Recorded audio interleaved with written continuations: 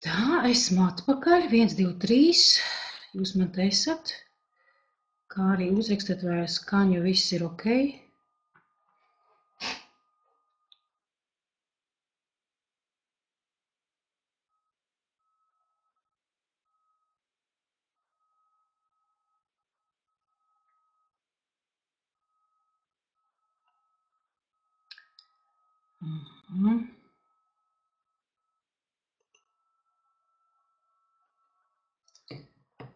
Jā, es gribēju parādīt. Jā, tātad Žilbertam grāmatā, ja? Lai jūs man redzat. Ja, tātad viņam ir ķermenis, body, otrais automatic brain, ja, automātiskās smadzenes, un psihe, bet pašā augšā viņam vēl ir spirit, ja, jeb tas mūsu gars vai dvēsele. Nu, un tad to, ko viņš raksta, tātad bioloģiskais un emocionālais konflikts aiz slimības un uzvedības. Okay, par kuru es jums tagad arī stāstīšu. Jā, tātad šajā lekcijas daļā, kas ir bioloģiskais konflikts, ar piemēriem, un nobeigsim mēs es pieskaršos liekajam svaram un anoreksijai jeb dievumam. Okay? Labi, ejam tālāk. Ok, tātad, kādi ir traumatiskā slaids? Tad kādi ir traumatiskā pārdzīvojuma kritēriji? Ja? Kad smadzenes tad iedarbina šo izdzīvošanas programmu, ja, kas tad ir bioloģiskais konflikts? Tad kādiem ir jābūt kritērijiem, lai psiholoģiskais konflikts kļūtu par bioloģisko konfliktu? Kā piemēru es ņemšu tātad pati savu pieredzi, ja, lai jums būtu vieglāk saprast, kā šis mehānisms strādā. Tad pirmais, kam ir noteikti jābūt, tas notikums ir bijis negaidīts. Ja, tad tas ir tad, kad cilvēks šo situāciju nav gaidījis. Viņš ir tai situācijai izrādījies pilnīgi nesagatavots. Tātad tas, ko man izdarīja, ja, bija tātad vīrietis, ja, kuru es viņu pazinu, var teikt, nevis ne draugs, bet paziņa. Okay? Tātad es viņu zināju, un tāpēc es brīvi tātad uzticējos, un devos viņam līdzi. Okay? Tātad tas, ko viņš izdarīja, bija man pilnīgi negaidīti, šoks, ja, nesagatavota. Okay? Tāpēc, ka es nekad dzīvē, neko tādu nevarēju par viņu padomāt. Tas ir pirmais. Otrais, tātad ir jābūt bīstamam. Ja, tātad šai situācijai ir jābūt dzīvībai draudējošai, ja, vai dominējošai. Tāpēc, ka ziniet, kas ir tātad mūsu prāts, viņš ir tās krokains. Tāpēc bieži cilvēki uzņem par draudiem tās situācijas, kuras pēc būtības nemaz nav tādas. Ja, piemēram, tad, kad cilvēks ir pazaudējis lielu naudas summu, ja, tas jau nenozīmē, ka cilvēks uzreiz nomirst. Bet neskatoties uz to, daudzi cilvēki naudas pazaudēšanu uztver kā nāvējošu. Daudzi cilvēki mantojuma pazaudēšanu uztver kā nāvējošo. Daudzi cilvēki savas teritorijas pazaudēšanu uztver kā nāvējošu. Ja, tātad tā ir tā viņa izdzīvošanas programma. Ja, kad manā privātā teritorijā negaidīti kāds uzrodās, ja, un tā vairs nav mana teritorija, es vairs neatbildu par savu dzīvi, kāds cits par viņu atbild. Ja, tad manā gadījumā bīstams, ja, tad bija draudi dzīvībai, es draudēju ar nazi. Ja, tātad draudi. Trešais tātad nav gatava situācijas atrisinājuma. Tad, kad cilvēkam nav gatavas receptes, lai šo situāciju atrisinātu, ko darīt, viņš ir kā slazdā. Ja, viņa psihē nav stratēģijas, kā lai šo konfliktu atrisinātu. Bet pats konflikts, viņš jau nekur nepaliek. Viņu ir nepieciešams kaut kā atrisināt. Un tad, kad psihes līmenī konfliktu nevar atrisināt, tad pieslēdzās citi veidi, kā šo konfliktu atrisināt. Kuri jau izpaužās noteiktos simptomos. Ja? Tad, kad cilvēks nezina, ko viņam darīt tajā situācijā. Bet atcerieties, tas uzreiz nenotiek, momentāli tas nenotiek. Jā, tātad, kad nav gatava situācijas atrisinājuma. 3. 4. izolācija. Jā, tātad cilvēks, tā ir sociāla būtne, un ja viņš ir nonācis situācijā, kurā viņš nezin, kā rīkoties un ko darīt, tad viņš var izmantot ārējos resursus, tad citu cilvēku palīdzību. Ja viņam nav tāda iespēja, tad visdrīzāk pārdzīvojums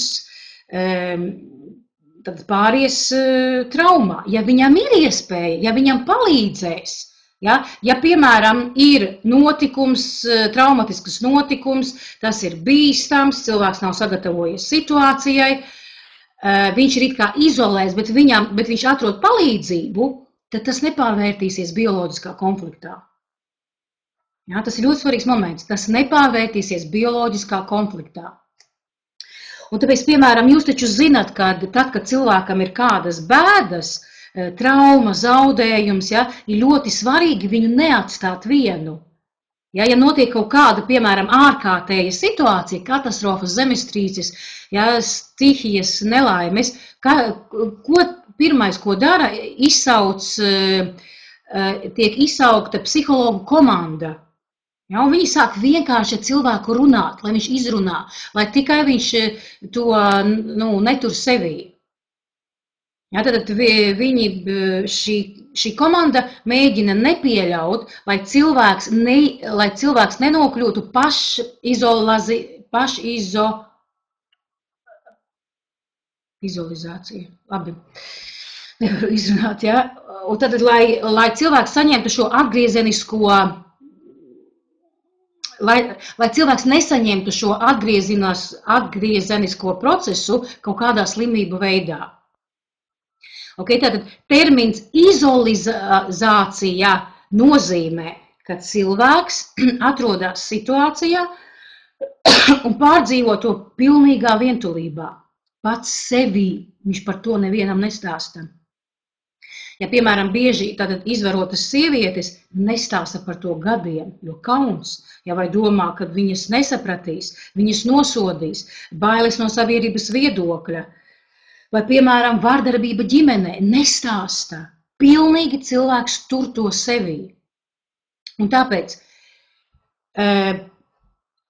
tātad bioloģiskais konflikts izveidosies tikai tad, ja šie visi 4 kritēriji vienlaicīgi sakritīs. Tikai tad tiks ieslēgta speciāla bioloģiska programma. Ja nebūs kaut vai viena kritērija, tad arī nebūs slimības. Tad, izejot no šī principa, ar pareiziem instrumentiem, pareizu terapiju, var atgriezt cilvēku pie normāla stāvokļa. Tad šī programma viņa neveidojās apziņas līmenī, bet instinktu līmenī, tad mūsu bioloģijā. Un tāpēc situācija tiek uztverta kā bioloģiskais konflikts, nevis psiholoģiskais. Tāpēc speciālā bioloģiskā programma no sākuma ir jāsaprot kā refleksora reakcija, kas ir tātad sajūtas, tātad tās parāda, kā cilvēks uztver situāciju patiesībā, domas, tās parāda, kā cilvēks atrodas tajā vai citā konfliktā, un darbība. Kad ir izveidota tātad nepieciešamība, lai rīkotos. Un atkarībā no tā, kāda tieši speciālā bioloģiskā programma strādās, cilvēkam ir dažādi varianti, kā just, domāt un rīkoties. Bet viņš nesaprot, ka tas ir tas bioloģiskais konflikts. Tāpēc nav nekādas nozīmes, kas tieši notika, bet ir nozīme, kā tas mums lika justies. Ja, tas ir konflikta saturā. Vai mēs to varējām kādam pateikt? Ja, tad tas, kas bija man, es, protams, to nevienam nepateicu, ja es to visu izdzīvoju sevī, ja, un man likās, ka tur pēc kaut kāda laika it kā jau aizmirsās, ja, un toreiz, zin kā es domāju, kad laiks visu dziedē, aizmirsu visu, bet tā nebija. Aizmirsu tad psihē, bet ķermenī tad nekas nebija aizmirsts. Un tas konflikts man atnāca atpakaļ, tad, kad man bija 33 gadi. Ja notika tad, kad man bija 16, atnāca atpakaļ tad, kad man bija 33. Ja, tad, ja 33 sadala uz 2, ja cikls, tad tas ir tad, kad 16 ar pusi, ja, 16 ar pus gadiem.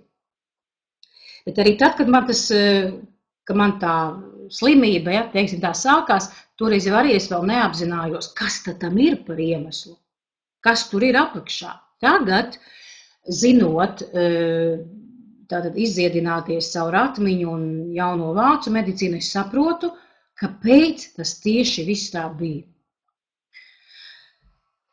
Vēl varētu jums rasties jautājums, kas ir konflikts un kas ir emocionālā spriedze. Tātad par konfliktu sauc situāciju, tas ir konkrēts vieta, laiks, dalībnieki, kur ir kā draudi izdzīvošanai. Un šī situācija var būt reāla, iztēlota, simboliska, metaforiska, virtuāla, jebkurā variantā.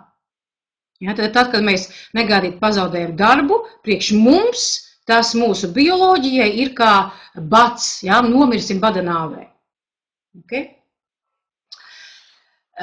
Tad konflikts veido stresu, jeb reakciju tad pārdzīvojumu veidā, kas ir ķermeņa sajūtas, emocijas, domas, tēli.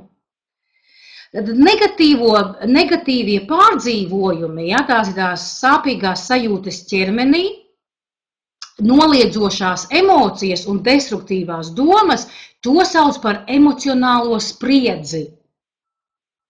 Tad gadījumā, ja stress cilvēkam ir pēkšņis negaidīts, viņš tam nav sagatavojies, viņam nav resursu, lai ar to tiktu galā, viņš ir izolēts, viņam nav no kurienes gaidīt palīdzību, tad rezultātā viņš iekrīt apjukumā un nespēja atrast nekādu risinājumu stratēģiju, tad šis stress kļūst par šoku, ja, par bioloģisko konfliktu. Un tad jau smadzenes pārņem reakcijas vadību uz sevi un iedarbina ķermenī programmas, ja, tad daudz zemākā līmenī nekā psihe. Un kā jau jūs tagad zinat, tās ir mērķtiecīgas bioloģiskas programmas, lai izglābtu mums dzīvību, kura ir mums pazīstama kā slimība. Ja mēs psihē ir tik sāpīgi, kad ar to vienkārši nevar tikt galā. Un tāpēc gandrīz kā, piemēram, puse medicīniskajām slimībām nav pašas situācijas apraksta, bet jaunajā vācu medicīnā ir, un tas saucās aktīvās fāzes simptomi, jeb konflikta fāze. Ja, tad mēs sakam, ka smadzenes ar mērķi, lai dotu cilvēkam laiku, lai šo konfliktu atrisinātu, utilizē pārdzīvojumus un spriedzes procesus ķermeņa orgānos. Pie kam, kā jau es minēju, noteiktai spriedzei atbilst noteikts orgāns. Ja konflikts tiek atrisināts, tad tas, ja vairāk nekas nedraud, tad redz mehānismu, lai apstādinātu ieslēgto bioprogrammu. Ja, un šis mehānisms arī strādā arī savā noteiktā veidā. Tad viņš arī iziet cauri noteiktām stadijām. Ja, un tas viss kopā saucās organisma atjaunošanās fāzi, ja, vai remonta fāze. Ja es došu kā piemēru meitenes, padomāsim visas kopā. Piemēram, uzrakstiet man. Kāda funkcija ir acīm? Jūs taču ziniet, kāda funkcija ir acīm?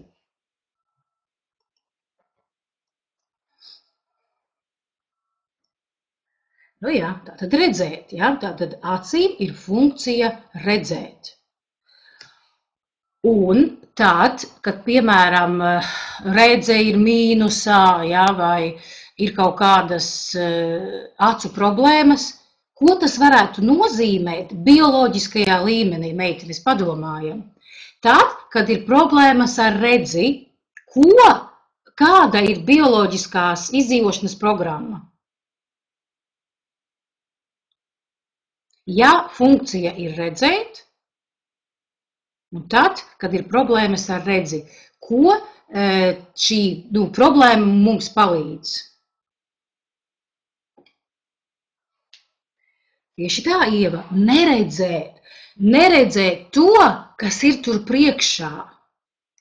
Ja, tātad, lai es viņu neredzu, un tāpēc mana redze, vai nu viņa pasliktinās, ja, tad vēl tur ir tālredzība, tūredzība, ja tas ir atkarībā no tā, kāds ir konflikts. Okay, tad, lai pasargātu, un, ja kā simptoms, tad tas izpaužās kā slikta redze. Bet patiesībā tā ir bioloģiska programma. Viņa mani pasargā, lai es tur neredzētu tās briesmas, ja, kuras mani it kā varētu sagaidīt nākotnē. Tās vēl sauc frontālās bailes. Ja, lai es neredzētu kaut ko briesmīgu, ko varbūt es esmu kādreiz redzējusi, un es to traumu neesmu izdzīvojusi līdz galam. Nākamais jautājums, piemēram, mazasinība, asinis, ja, funkcija. Uzrakstiet savas versijas. Kāda funkcija ir asinī? Kas ir asinis? Ja, padomājam. Asinis. Kāda viņām funkcija? Nogādāt šūnām skābekli. Ieva dzīvība.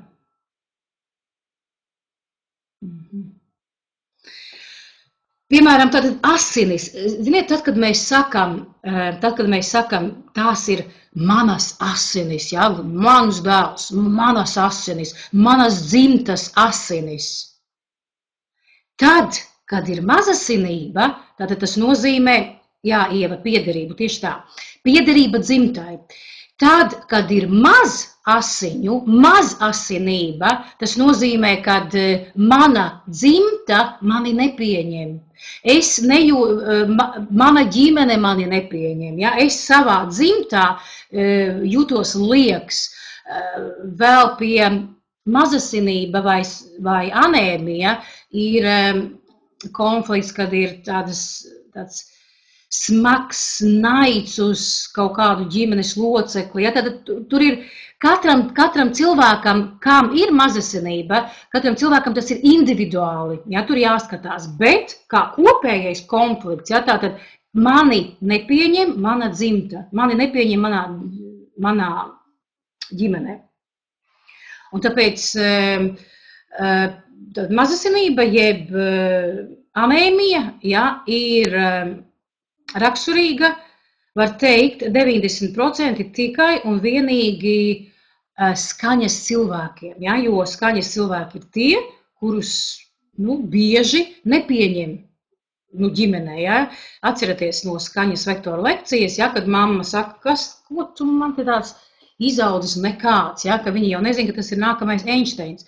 Ja, tad mazasinība mani nepieņem manā dzimtā. Vai es nevaru kaut ko savā dzimtā pieņemt? Okay? Tā, meitenes, ir apmēram skaidrs. Ja, tātad, kas ir bioloģiskais konflikts, kā viņš veidojās, kas tad ir tā slimība, ja, ka tas nav ienaidnieks.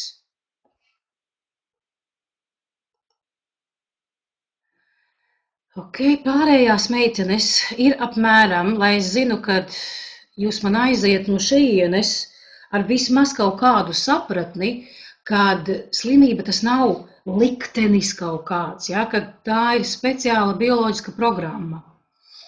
Okay, vēl ātri kaut kādu piemēru. Labi, to pie liekā svara un anoreksijas.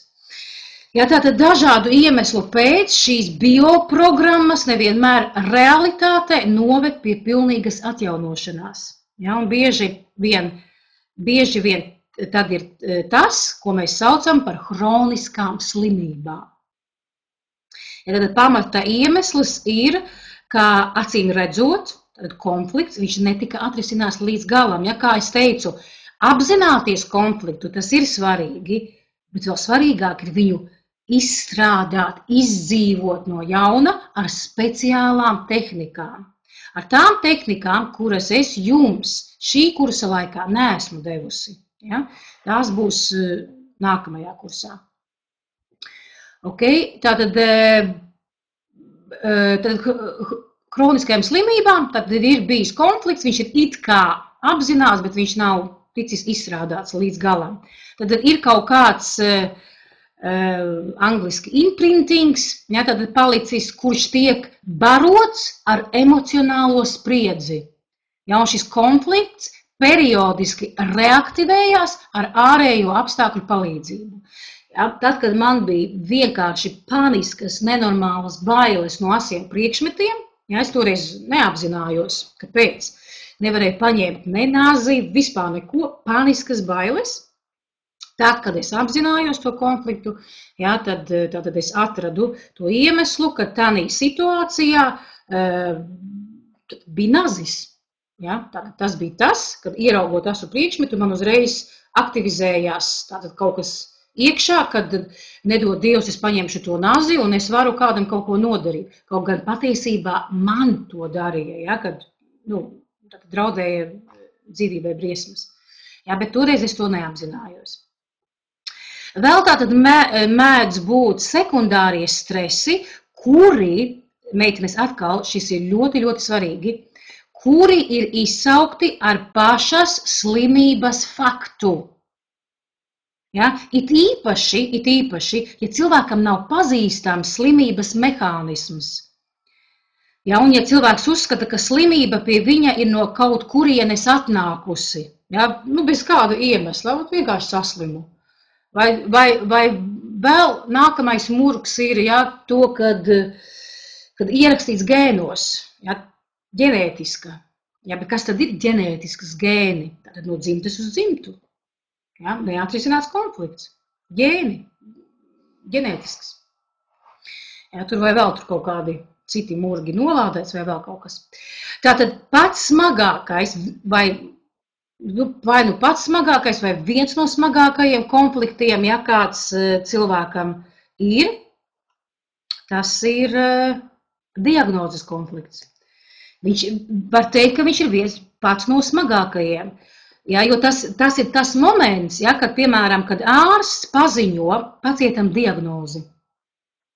Ja, Hamers tātad to nosauca par diagnozes konfliktu. Šis konflikts pastiprina pašus simptomus vēl 1000 reizes uz tā fona, kas vispār ir.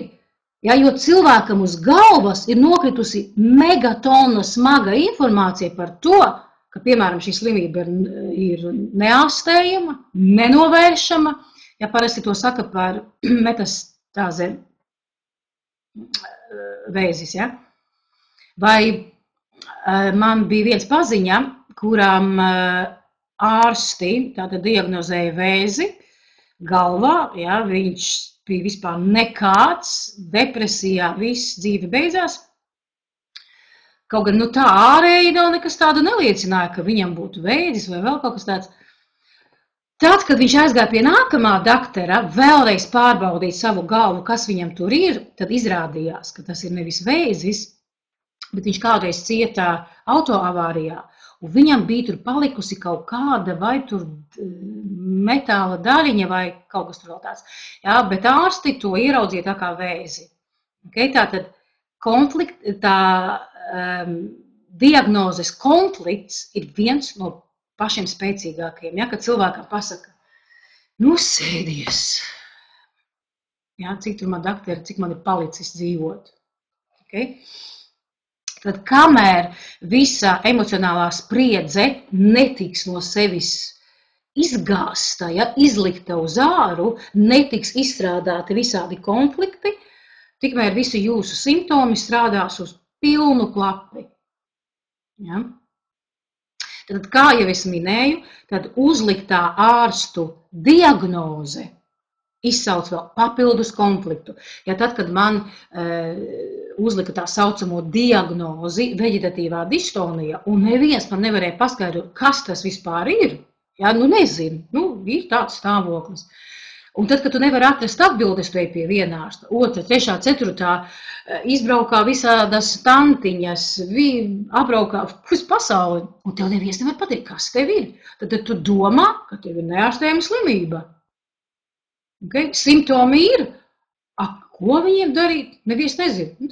Tāda neārstējama slimība. Un ar to paliek vēl sliktāk. Ja tad visu mūžu man tā ir jādzīvo. Bet man nav tā jādzīvo visu mūžu. Es esmu no tā atbrīvojusies, izdziedinājusies. Okay, tātad, kad jums vai paziņām, ja, ārsts ir noteicis diagnozi, vienmēr aiziet atmiņā atpakaļ un atcerieties, kā viņš jums to pateica, kas tur bija apkārt, kā tas tika jums pasniegts. Un pat nevis,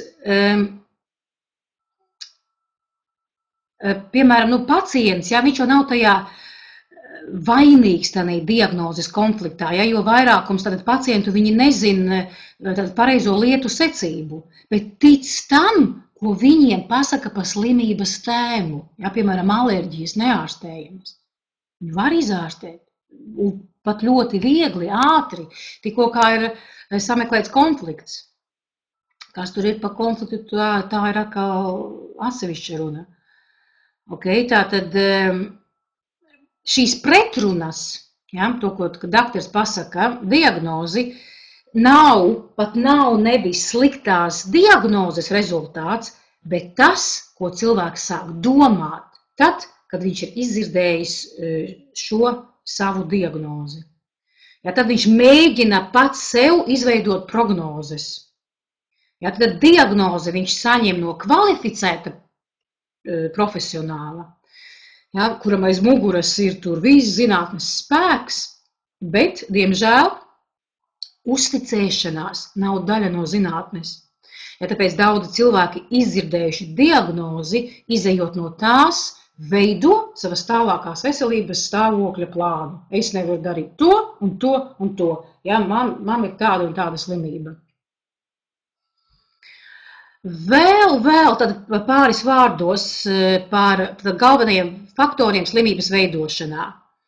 Okay, tātad pagātnes pieredze, ja, negaidīta situācija, cilvēks bijis izolēts, nav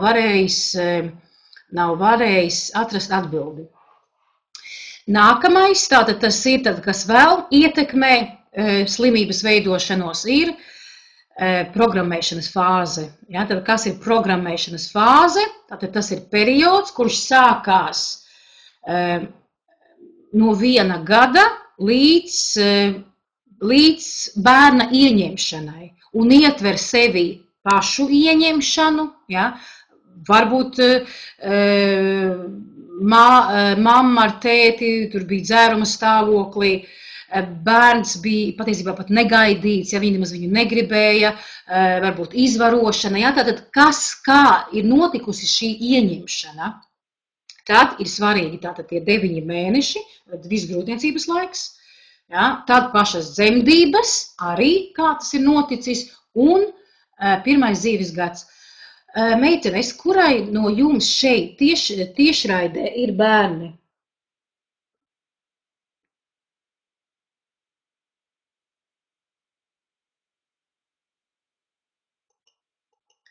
Aha, Vinetai. Un cik gadu?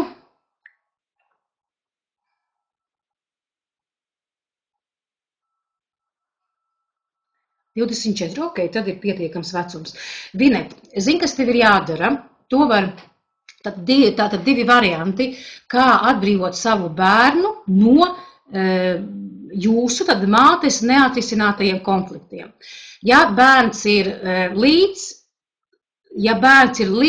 10 gadu vecumam, tad to acīs nevar teikt, tad tas ir jāsaka tad, kad bērns guļ.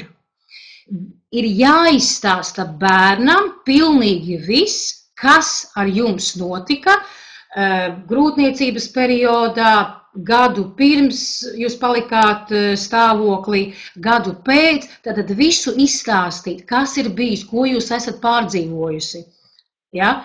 Un beigās pateikt, kad es atlaižu tevi no šīm programmām, jo tās nav tavas programmas, tie bija manējie pārdzīvojumi.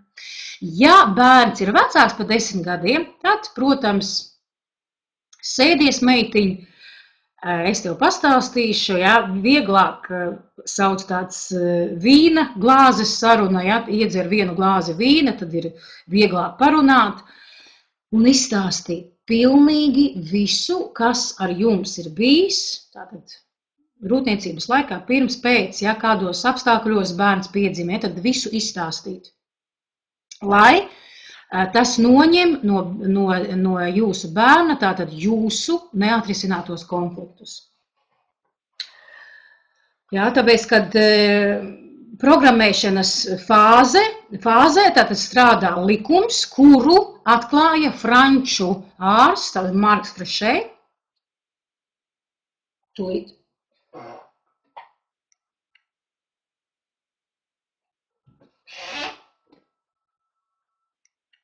Es domāju, ka man tā viņa grāmata, bet ne, tas ir otrs, Kristiāns Flešs. Tad, ko atklāja franču ārsts Marks Frešē, ja, tad viņš to noformulēja tā, ka programmēšanas fāze visi neatrisinātie vecāku konflikti tiek ierakstīti bērna smadzenēs, kā viņa personīgie konflikti un kļūst par bērna bioloģisko programmu. Ja ņem kā metaforu programmēšanas fāzei datoru, tad programmēšanas fāzē notiek operatīvo sistēmu uzstādījums, un tikai pēc tam tur tiek uzliktas virsū dažādas programmas. Okay. Jā, protams, dabīgi, kad mūsu bioloģija viņa dara visu, lai mēs izdzīvotu ilgāk. Jā, tāpēc attiecīgi visas bioloģijas programmas, kuras ir ieliktas bērnā, būs kā risinājums tām problēmām, kuras netika atrisinājuši vecāki programmēšanas fāzē. Ja, un, lai izstrādātu šos ieprogrammētos notikumus, protams, kad ir nepieciešams, lai varētu saviem vecākiem uzprasīt, kā tad tur bija, ja jums ir jautājumi aptaujā. Jaunajā, ja, kuru es papildināju. Bet, ja tādas iespējas nav, ir taču tik daudz bērnu namos, vecāki jau sen miruši, ja tādas iespējas nav, tas nekas. Tāpēc, ka sajūtas tad ir vienalga mūsos, mums taču ir jāstrādā ar tām sajūtām. Vienkārši tad, kad vecāki pasaka, ko viņi tur pārdzīvojuši, tad ir vieglāk apzināties. Tad jūs zināt, ar ko strādāt. Tad, ko nozīmē izstrādāt šīs programmas? Tas nozīmē, ka jāiznes šie konflikti uz apziņas līmeni, caur izrunāšanu, caur izdzīvošanu, caur konfliktu modelēšanu, ja, bet šie konflikti, kurus mēs paši no sākuma neapzināmies. Ja tad mums ir jāatbrīvo savs ķermenis, zemapziņa no tādiem faktoriem, kad situācija bija negaidīta, draudēja briesmas, izolētība un nebija gatava risinājuma. Kam vēl ir jāpievērš uzmanība? Vēl ir jāpievērš uzmanība, kas notika cilvēka dzīvē apmēram gadu pirms saslimšanas. Okay. Arī tas ir svarīgi. Ja? Tāpēc jums ir šīs anketas, ja? Bet tā aptauja, ja? Kuru es jums ieteiktu aizpildīt, cik vien iespējams detalizētāk. veltiet tam pietiekami laiku, nerakstiet tikai ķeksīša pēc, tā ir jūsu dzīve. Tad, kad jūs sākat rakstīt, jums uznāk atpakaļ atmiņā visādi piedzīvojumi, ja, tad izrakstīt visu tur ārā. Ja, tad, kad tas ir izrakstīts, ja, tad, piemēram, cilvēks nāk pie manis uz terapiju, vai, uz kāda no izdziedināties savu atmiņu, cita konsultanta. Ja, un tātad terapijā, izdziedināties savu atmiņu terapijā, ar kuru es nodarbojos, ja, tad tā ir māksla uzdot pareizos jautājumus. Tāpēc, ka katram simptomai, katrai diagnozei tātad ir savs konflikts un ir jābūt pareiziem jautājumiem. Un ar šo jautājumu palīdzību tad jau mēs meklējam pagātnes pārdzīvojumu. Pat nav nozīmes, ja pat viņu pat neatcerās, ja, nav nozīmes, kas notika, ir nozīme, kā mēs jutāmies. Ja, tad izjust šīs emocijas atkal, izdzīvot un lai viņas aiziet. Okay. Tātad tādi instrumenti terapijā. Ja, tad vēl ir tāda tehnika, ja, kas saucās apjomīgais procesings, ja, par to jaunajā kursā, to es došu. Starp citu, tā meitenes, es esmu visu sarakstījusi. Nedaudz vēlāk es tātad pieskaršos tēmai par lieko svaru un anoreksiju, bet, meitenes, ja jūs vēlaties iegūt vairāk zināšanu par visu dzirdēto, es jūs laipni aicinu uz jauno skolas projektu, ja, kurš sauksies Apzinātā veselība. Viņš sastāvēs no 8 nodarbībām. Es tā domāju, ka 8. Ja. Parasti man sanāk vairāk, bet pagaidām es domāju, ka ir 8. Mājas darbu tur nebūs. Viņi būs, bet viņi nebūs obligāti. Ja. Ne tā kā šeit, ja, tik strikti. Tāpēc jums kā dalībniekiem, jums kā šī kursa dalībniekiem, kas vēlās, kur man viņš ir? Jā, kas vēlās, es jums piedāvāju iespēju tātad apmeklēt šo kursu 45% atlaidi, ja, kas ir 90 eiro, pārējiem tas būs bāzes, būs 170 eiro. Okay. Patiesībā tas, ja naudas ziņā, tas ir īstenībā ļoti lēti, bet vienmēr pašus pirmos projektus es lieku lētāk, ja, jo tas man pirmais arī projekts, tad es tam izēju cauri, un nākamais jau tad ir dārgāk. Ok, tad meitenes, ja jūs tas interesē, laipni lūgtas, ja, tātad reģistrācija un atmaksa jāveic līdz 21. aprīlim. Vēl, protams, nākat uz bezmaksas webināru, kas būs 21. aprīlī, tur būs cita informācija. Ne tik dziļa, kā es jums dodu šeit, bet arī iegūsiet tur daudz ko vairāk, ja, no turienes.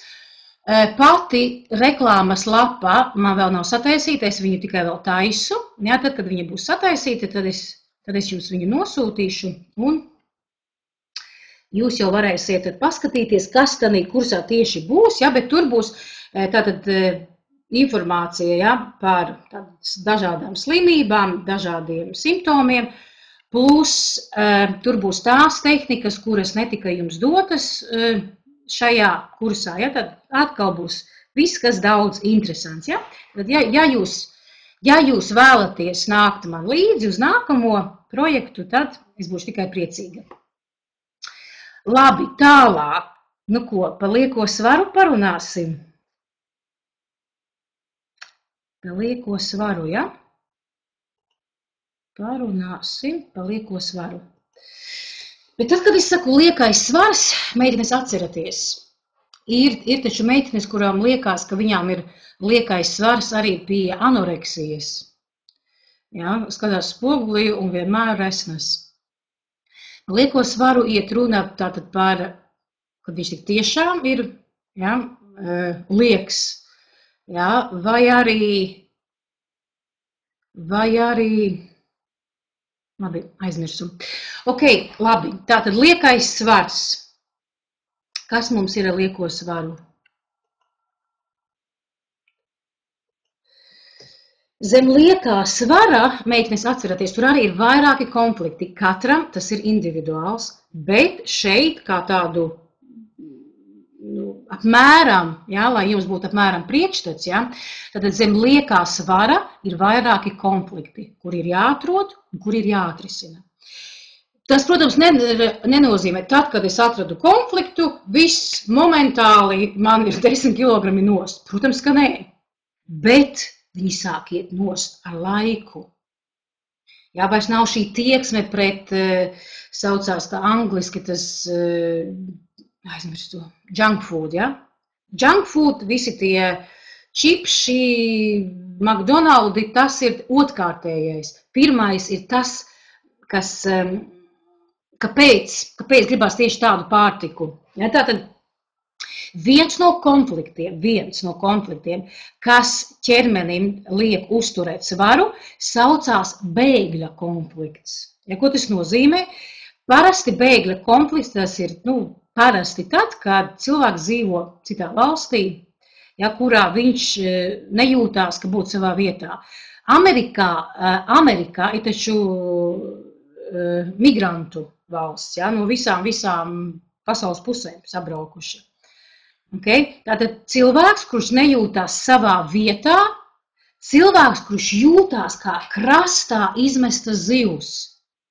Tātad cilvēks, kurš nejūtās savā ādā, nejūt, ka viņš piederētu tai vietai, kurā viņš atrodas. Okay? Tas ir pirmais.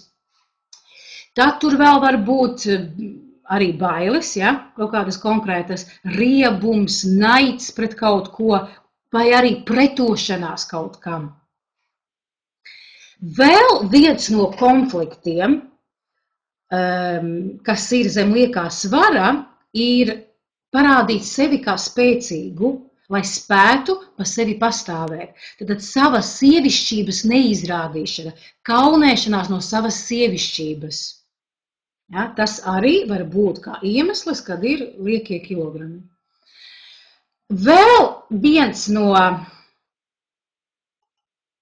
konfliktiem ir tāds, viņš saucās palīga konflikts.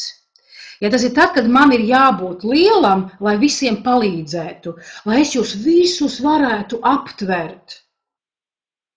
Kad man ir jābūt lielam, visu ģimeni uzturēt. Vai vēl zem tā var būt, kad, piemēram, cilvēkam, ka man citi lūdz palīdzību, bet es viņiem nevaru atteikt. Man ir nērti atteikt. Okay? Tad man ir jāpalīdz visu laiku, tad palīga konflikts.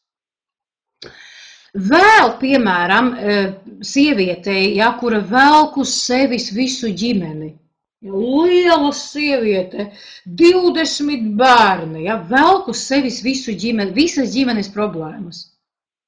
Atbildīga par visu vispār, kas notiek. Apgādā savu ģimeni ar pārtiku, tas tik vecais sēž uz dīvāna, vispār neko nedara, vīrieša roku neesmu šeit mājās redzējis 100 gadiem.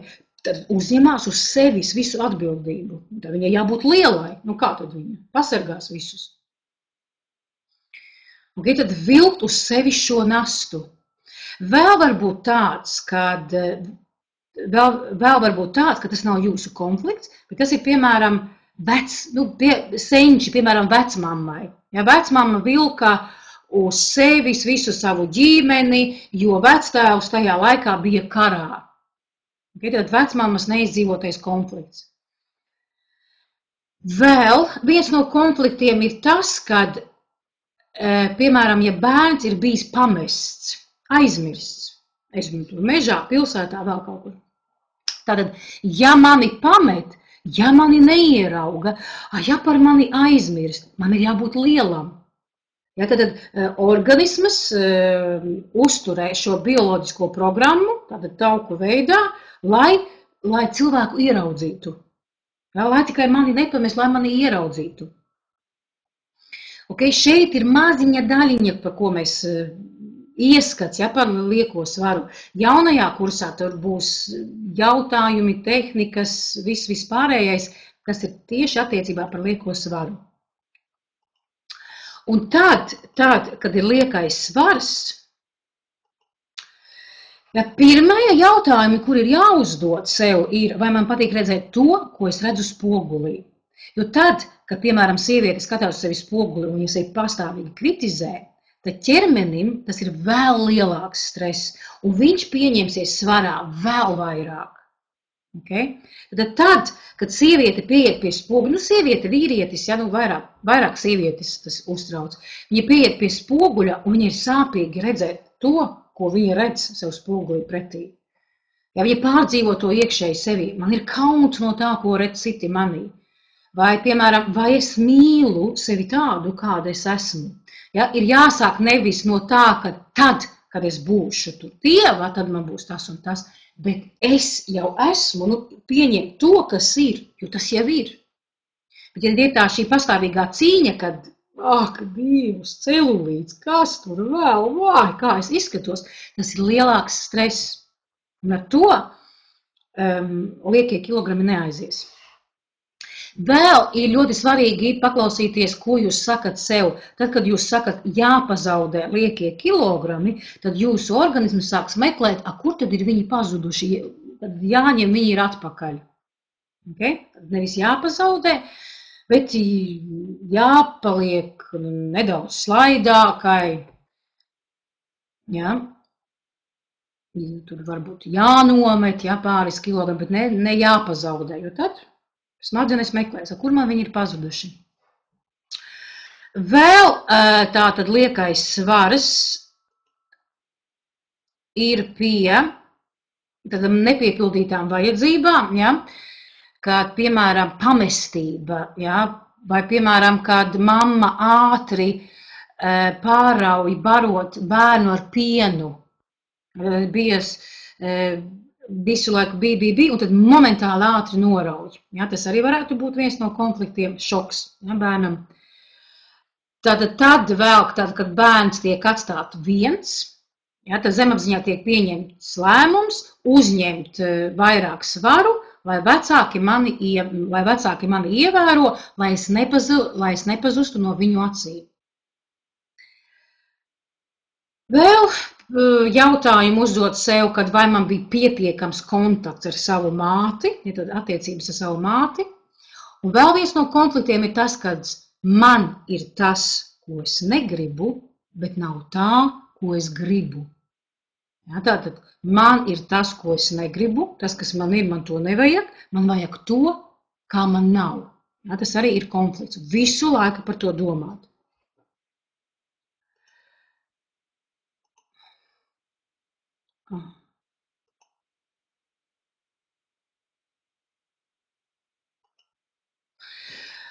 Tātad nākamais var būt identifikācijas konflikts, ja, tad tiesības uz pastāvēšanu, uz pašizpausmi, uz savu viedokļa izteikšanu, uz savu teritoriju, ja, vai savā mājā es jūtos kā savā mājā, vai tad mamma pameta, atstāja, kas es esmu citiem cilvēkiem. Okay, tad tur ir daudz kas, ja, tur ir vajadzīgi tad noteikti jautājumi. Vēl kāpēc tātad ķermenis šos taukus uzkrāja, ja? Tur arī savi iemesli, ja? Bet es saku, es to nevaru izstāstīt 2 stundām, jo tur ir apmēram 2 nodarbības, 1 vai 2 nodarbības tam. Okay? Tad, kad mēs uzņemam svaru, mēs izskatāmies daudz ietekmīgāki. Ja? Tad, kad jums, piemēram, saka bagāts cilvēks, bagāts, tad uzreiz tāda asociācija ar liels, tāds ietekmīgs. Vai, piemēram, es zinu, ka Arābu valstīs veselīga sieviete, seksuāla sieviete ir tā, kas ir tāda liela. Ja? Tad viņa ir, seksuāla. Tās iztīdzējušās, viņiem jau ir, tās jau no bada mirst nost. Ja tās viņām nav, tās viņas seksuāli nepiesaista. Okay, tāpēc tad, kad mēs uzņemam svaru, mēs izskatāmies daudz ietekmīgāki, kas atbaida mūsu potenciālos ienaidniekus. Un arī ir atkarīgs no tā, kur visvairāk ir tas svars. Kam ir šeit rokās, ja, kā tie saucās, bicepsi vai kā, ja, tad kurā vietā tieši ir vairāk tas svars. Ja, jo tāpēc būt lielam, dabā tas palīdz izbēgt no daudzām bīstamām situācijām. Nu, un, protams, liels tātad izmērs palīdz labāk ieraudzīt. Ja, es esmu ieinteresēts tajā, lai es būtu apjomīgāks, lai mani varētu labāk ieraudzīt. Un tā kā tad, kad es esmu liels, tad mani vieglāk atradīs. Tad vēl tātad tauki, kā izdzīvošana, ja, piemēram, uz ziemas periodā, ja, bieži tā, ka cilvēki uzņem vairāk tātad svaru, ja, tauki sasilda, uztur siltumu. Vēl viens no konfliktiem varētu būt tas, ka nepietiekams kontakts ar citiem cilvēkiem. Tāds arī var būt. Vēl var būt tātad mammai kaut kādas ciešanas, nu un tas, par ko es jau teicu, migrācija. Okay? Tā arī, ja cilvēks tajā vietā, kurā viņš ir, viņš rasāja savu valsti, ja, un viņš jūtās tur lieks. Tas par lieko svaru un pie anoreksijas, jeb tievuma, ja, kā jūs redzat savā priekšā, tāda modele bija Valērija Levicina. Es nezinu, vai viņa vēl ir dzīva vai nav, neatceros, ja, bet, nu, redziet, ja, dzīvs šitas te skelets. Pašā saknē tievumam vai anoreksijai, pašā saknē konflikts ir neatrisināts, kurš ir saistīts ar māti. Vienmēr. Okay? Tātad uzdot sev jautājumus, vai viens vai abi vecāki mani nevēlējās. Jā, varbūt viens no vecākiem mani nevēlējās. Vai, piemēram, varbūt tāds, ka es nedrīkstu traucēt vecākus, ja man ir jābūt maziņām vispār, lai mani neredz. Vēl šis tievums tātad palīdz izbēgt no briesmām, ja kad mani neredz, esmu maziņš, es varu paslēpties, es varu izglābties, neaugt, ja tas var būt tad, ja ir bijusi kaut kāda seksuāla vardarbība, ja, tātad neaugt, neattīstīties, jo tad, ja es attīstīšos, ja es izskatīšos sievišķīga, tad man var vīrieši pievērst uzmanību, ja, bet, nu, tad ir bijis tāda vardarbība, seksuāla vardarbība pret sievieti. Ok. Arī tas pats tātad identifikācijas konflikts, ja, tiesības uz pastāvēšanu, uz pašizpausmi, uz sava viedokļa izteikšanu, uz savu teritoriju. Arī tas pats mamma pameta atstāja, kas es esmu saviem vecākiem. Ok. Nē, vēl nav, tas vēl nav. Jā, vai, piemēram, tad resnums, jeb tievuma jēga ir atkarīga no tā, ko tas nozīmē priekš konkrēta cilvēka. Ja, un tas ir vienmēr labākais smadzeņu risinājums. Ja, es esmu resns, liels mani ieraudzīs, es esmu tievs, lai mani neieraudzītu.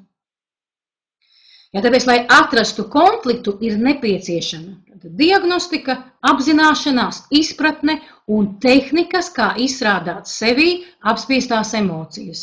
Ja, par to visu, tād, kā es jums teicu, būs jaunajā kursā atkal daudz informācijas, daudz jaunu instrumentu, ko ar sevi strādāt, ja, kuru palīdzību cilvēks var izzināt sevi dziļāk. Tāpēc, ja vēlaties, nākt man līdzi, laipni lūdzu.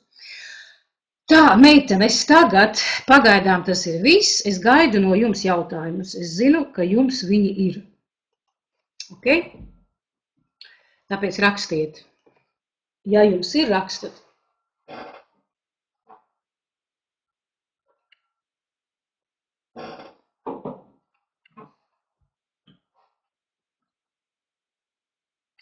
Ja ir, rakstat, ja nav, nu, ja apmēram ir skaidrs, tad liekat man plusiņus.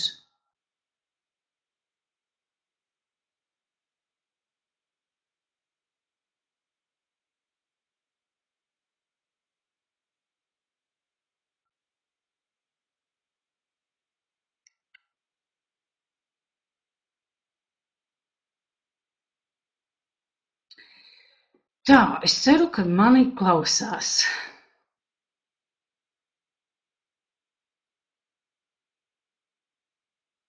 Ok, Elīna, jautājumu nav.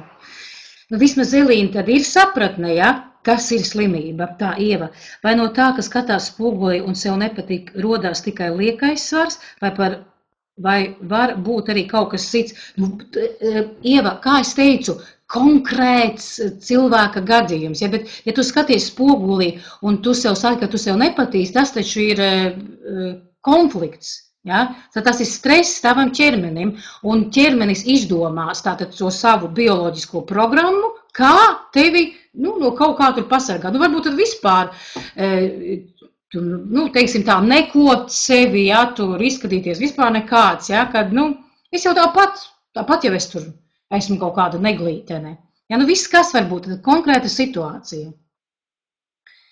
Ok, Anitai arī nav.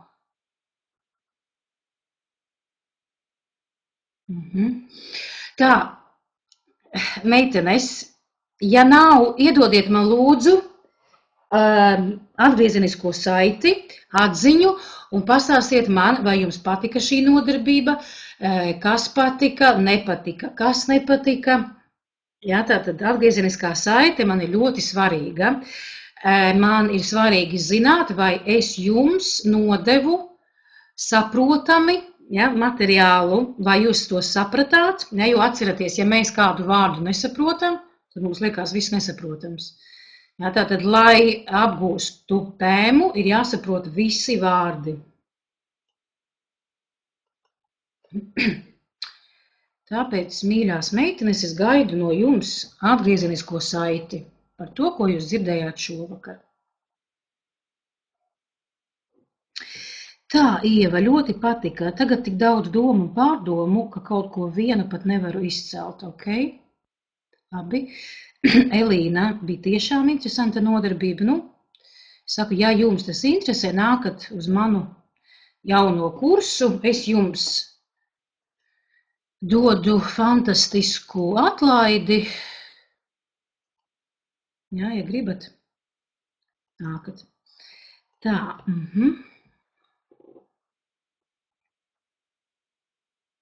Vismaz saprotiet, meitenes, ja jūs zinat to slimības mehānismu, tad aiziet tās lielās bailes, kā tik es ar kaut ko nesaslimstu.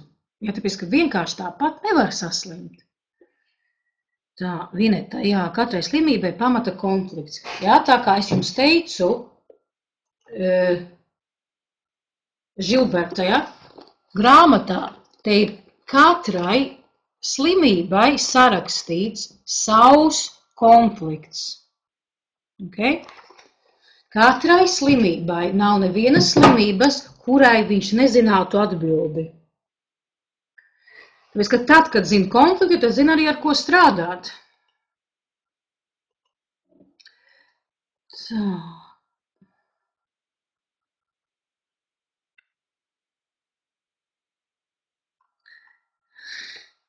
Īstenībā, tad, kad es to uzzināju, palika vēl vieglāk dzīvot.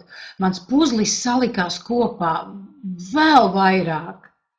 Jā, tās atbildes, kuras es meklēju un meklēju un meklēju, viņas nāk un nāk un nāk un nāk. Bet kā es jums teicu nodarbības sākumā, šī pat nebija nodarbība, ja, lekcija. Mēs jau neko tādu netrenējāmies.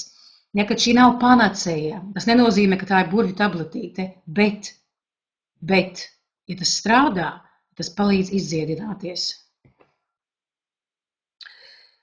Tā, Anete, es saprotu, ka jāparunā vairāk ar vecākiem noteikti. Paldies, ļoti interesanti. Ja es slimošu nākotnē, tad ar prieku domāšu, kas tad no šoreiz ne tā, kas pa konfliktu. Cerēsim, ka tu neslimosi. Jā, bet to izdziedināties caur atmiņu, meitenes noteikti. Ja, noteikti. Izprasat savus vecākus visu. Man ar mammu aizgāja līdz tādiem strīdiem, es jau viņai biju apnikusi, ka es viņai prasīju, kas bija tad, kā tu jūties tad, atad. Ja, es jau viņai biju pilnīgi apnikusi. Līva, atziņa, ka ir jāiemācās tos konfliktus izdzīvot, lai izveseļotos.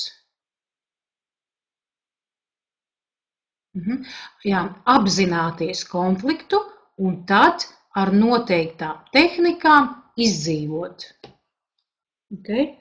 Jā, tad meitenes atceramies, ka nevis tad, ka mēs pa kaut ko pārdzīvojam, tas uzreiz nenozīmē, ka mēs saslimstam. Mēs ejam dienas laikā cauri dažādiem konfliktiem. Jā, mēs pat nepamanām to, kad mūsu organisms pats viņu atrisina. Mēs to varam pamanīt tad, kad jau ir atrisināts, un tad, kad ir iestājusies atjaunošanās fāze, kas ir saaugstēšanās temperatūra, ja, tāda. Tā ir tikai atjaunošanās fāze. Tad, kad jūs šajā kursā gājāt cauri, tur pārliecības meklējāt, tur vēl kaut ko. Ja, bija daži, kuri rakstīja, ka tur slikti ir un saslimuši un vēl kaut ko. Ja. Tad atjaunošanās fāze, konflikts jau tika atrisināts. Ja, bet ķermenis tikai sāk atgūt to, ko viņš bija zaudējis. Jā, nu ko, meitenes, šķiramies šovakar. Ja man likās, ka būs tik daudz jautājumu un nav, vienalga, nu labi. Ja nav, tad mēs varam šovakar šķirties un tiekamies nākam svētdien kursa Mana jaunā dzīve noslēguma nodarbībā. Es ļoti vēlētos, lai jūs visas ierastos, nu jūs jau esat arī man te katru svētdienu gan kā visas, ja? Lai visas ierastos un mēs tad jauki pačalotu un parunātu, kā tad mums ir gājis, un tātad savilktu kaut kādu kopsavilkumu par to, kas ir iegūts. Ok, meitenes, tas šovakar viss. Lai jums jauks vakars un tiekamies nākam svētdien. Ja kādi jautājumi rodās, zināt, ja, kad jūs varat viņus jautāt Skype'ā vai man personiski. Ok, labi, pagaidām tā, lai jums jauks vakars, man jau mute sausa. Atā.